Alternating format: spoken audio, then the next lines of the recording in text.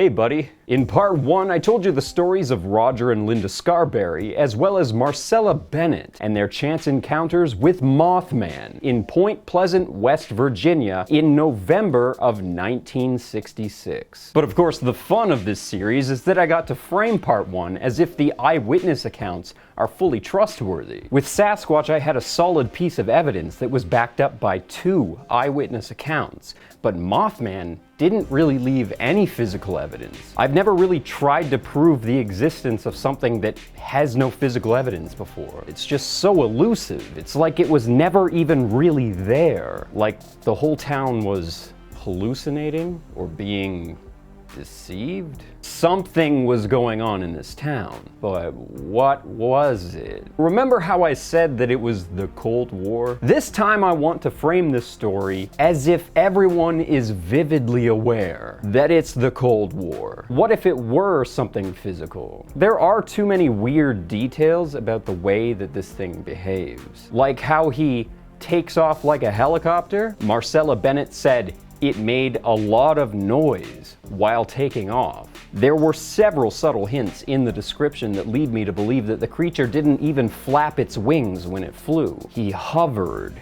He glided. And the Mothman story is like a slice of Americana. It's like the story of everything. It's got UFOs, Project Blue Book, Men in Black, TNT Plant, Batman and Joker, 57 Chevy, Route 66, Cold War and Russians, mothers dropping their children in fear. It's almost too perfect.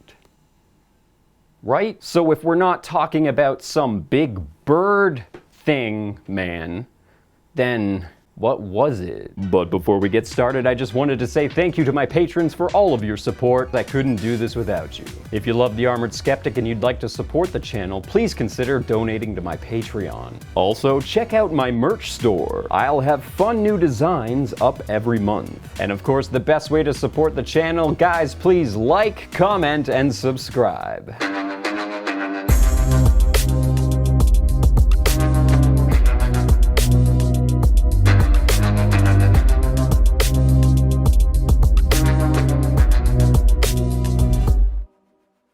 Author John Keel, the man that seems to sort of be behind it all. He's such a weird character, and his book is so bizarre. It frames him as like this enlightened hero in a backwards town. It's such a weird insult to Point Pleasant. Like the statue itself, a monument to the death of dozens of people. And remember that Mothman was part of a string of UFO sightings between Michigan, Ohio, and West Virginia. John Keel was one of several people that sort of randomly showed up in town. You don't find that a little bit weird that some random beatnik can afford to stay in a hotel for several months studying a flying bird man monster? Biologist Ivan Sanderson was a very similar character. He seemed to show up in a lot of these towns that had cryptid sightings, like the Flatwoods Monster. He would always come out with a bunch of papers describing the logic behind the existence of the creature, like its biology, lending credibility to the existence of these cryptids and aliens. But why is this going on? Why this mind game with this small town? And remember, Point Pleasant is only a 2-hour drive from Wright-Patterson Air Force Base, home to Project Blue Book, also a hotspot for UFO activity. This is the era of spy planes. What if the Russians came into town and started flashing fancy lights in the sky to see if all of the citizens would trip out and start spreading intricate details of all of the strange craft that all of a sudden appear in the sky? Like that weird triangular shaped thing that definitely defies physics. Planes need to fly with a tail, and this doesn't have a tail. So that's gotta be an alien ship, right? Let's tell everybody what we saw, including that guy with the Russian accent that's staying at the hotel down the street.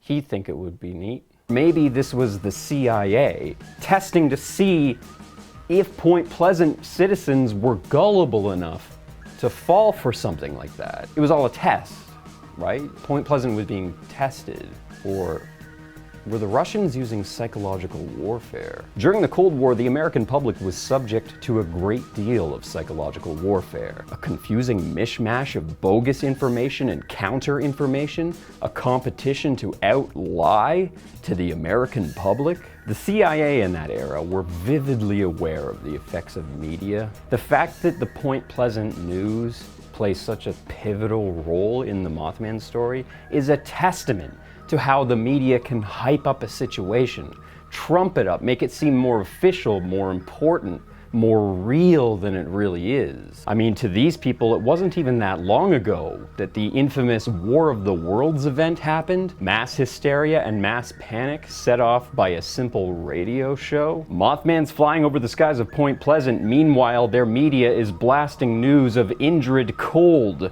an alien with a permanent smile waving down motorists on the highway. Then, as soon as Mothman happens, it makes it in the newspaper, even though the first sighting was at 11:30 at night. And Project Blue Book has their hands all over the Mothman incident. Though they say their job was to investigate UFOs and try to determine if they were a threat to national security or an advancement in technology, their actual jobs seem to be show up to any place where they say they've seen an alien, a UFO, or a cryptid, and then come up with an explanation for that won't scare the crap out of people. This was the organization that made famous the swamp gas trope. And again, this has nothing to do with aliens. This is because of the Cold War. When crazy things happen in your sleepy little town, it's better to have a dumb explanation that makes sense to quiet everybody's minds than to just have this weird mystery that's causing chaos. A story about a rare bird that's decided to visit your town is a lot more comforting than a story about a Russian agent who has jetpacked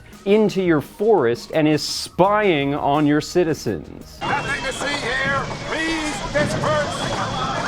Nothing to see here, please. And sure, it's not great that the American government is lying to its own people, but the Cold War is like a meta survival situation. It seems like a lot of the weird stuff that was happening in that time were just distractions to keep people from panicking about the Cold War. What exactly was happening there? Who was telling the lies? Who was telling the counter lies? Who were the men in black there for? Who was John Keel there for? Was this an organic incident? Did a bunch of teens on a party night freak out when they saw a giant owl, and then the local media's reporting perpetuated that, which made it snowball into a natural event of mass hysteria? Or a test to see if the town would freak out if they opened up the munitions plant again, and then the Russians started showing up and using psychological warfare on them? Would they crack? Would they understand what was going on around them? Would they trust a man like John Keel who shows up out of nowhere and just starts asking intimate questions about the things going on in the sky? Or what if it was a crashed Russian fighter pilot? Or a Russian in a jetpack suit? Or what if Wright-Patterson Air Force Base was testing some sort of technology of their own? The police did tell the town that they're not allowed to shoot anything in the woods after dark. The land was horrendously contaminated, and the government was covering that up. And this was the era of MK Ultra. Governments were testing things on their own citizens. There was a village in France that had their entire water supply laced with LSD. The US government admitted that using planes, they released bacteria over parts of the continental United States. And the CIA was regularly running psyops. This might have been a psyop. It's sort of hard to ignore that leading up to and after Mothman, there was a litany of different aliens, UFOs, cryptids, interdimensional beings, robots, hunchbacks, monsters, goblins, men in black, anything you can think of in the West Virginia area. And like they were all different things that already exist in our zeitgeist, just modified a little bit to make them uncanny. The Indrid Cold incident also made it into the news in less than 24 hours and was verified by other motorists, which means nothing. Through a Freedom of Information Act request, it was discovered that the CIA was testing the gullibility of American citizens regarding the UFO issue. A lot of this seems to be based around the Wright-Patterson Air Force Base. This was probably a pressure test for the town to see if they could reopen that munitions plant. And it makes sense that a sleepy little town like Point Pleasant can handle being a munitions plant during World War II because they're not really exposed to the war that much there. It doesn't really affect them. However, we're not only now in the era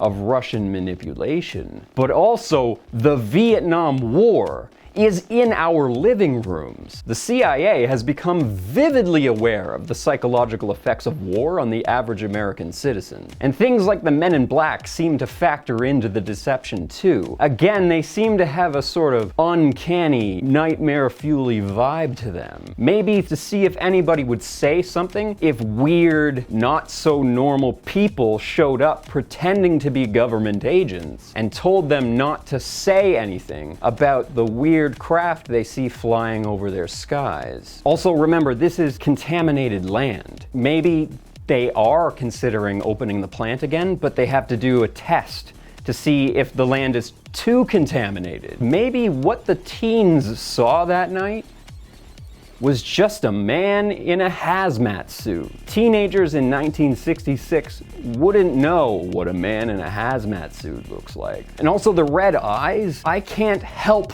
but picture red goggles. So lasers definitely couldn't cut anything back then. But a guided laser system easily could have been used to blind pilots. Maybe this was some sort of a high altitude suit with laser protection in the goggles. So that's something you definitely want to keep secret in an era when people don't even really know that lasers exist. There are types of jetpacks today that employ wings to allow the pilot to glide. Hypothetically, that pilot could conserve much more fuel and travel much further. And the fact is, it doesn't even really matter exactly what it was that they saw, because clearly the teens created their own image in their head of what it was. And by communicating that image to everybody else, they absorbed it into their heads and therefore projected it onto the same phenomenon when they experienced it themselves. Everyone saw a Birdman because they were told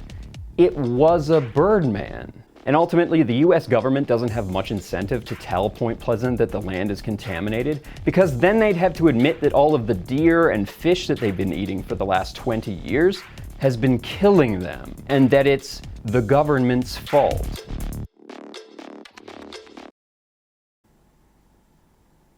So I think it was an owl. Though the sandhill crane could possibly fit the bill, cranes are more of a marshland bird. They don't really like to visit the mountains, and something like a sandhill crane or a blue heron absolutely could look like a man floating through the trees to 5 gravediggers that have never seen one before. But I think that it's way more likely an owl, at least based on the 2 stories that I told in part 1. Not only did both the Scarberries draw an owl in an aggressive pose, but they described it as an awkward runner. Look at that, look at this owl, guys. Tell me that is not an awkward runner that looks exactly like the Scarberries drawings. In fact, common to the area is the barred owl, whose eyes glow red in the dark when reflecting light. The eyes were also red in the dark. It must have been an albino barred owl. Most people don't really know what an owl looks like when it doesn't have feathers. And remember, he's living on contaminated land. Maybe he's kind of mangy. Maybe his plumage is weak on his body. And an owl chasing a car isn't even really that weird. It seems like the teens already pissed it off, and chances are it was protecting a nest or something. Like I pointed out in the Sasquatch video, people's perception of brief encounters is not reliable. If you're told a story with a description of a bizarre creature, and then you're out in the woods one night and see something strange, you're going to use that image you've created in your mind and project it onto that creature. The night after the 4 teens saw Mothman, Marcella Bennett had an image in her mind of what Mothman was. I'm pretty damn sure the reason she went to her sister's house was so that they could drive past the mob at the TNT plant. When her brother told her to look at the lights in the sky, she said, "I don't want to see any lights," as if she was scared. Her fight or flight response was already heightened. And then when she saw the owl out of the corner of her eye, she imagined, because it was standing over her, it must have been this 6-foot-tall Birdman that was described to her. While experiencing pure panic and focusing only on the red eyes, Marcella Bennett's brain filled in the rest. So in conclusion, I think that everybody saw a giant owl, and then the whole town freaked out. The end. Tell me what you guys think. Have any of you seen anything like the Mothman? Let me know in the comments section below. And afterwards, I'm going to do a follow-up vlog going over some of my favorite comments, so make sure to subscribe to my second channel.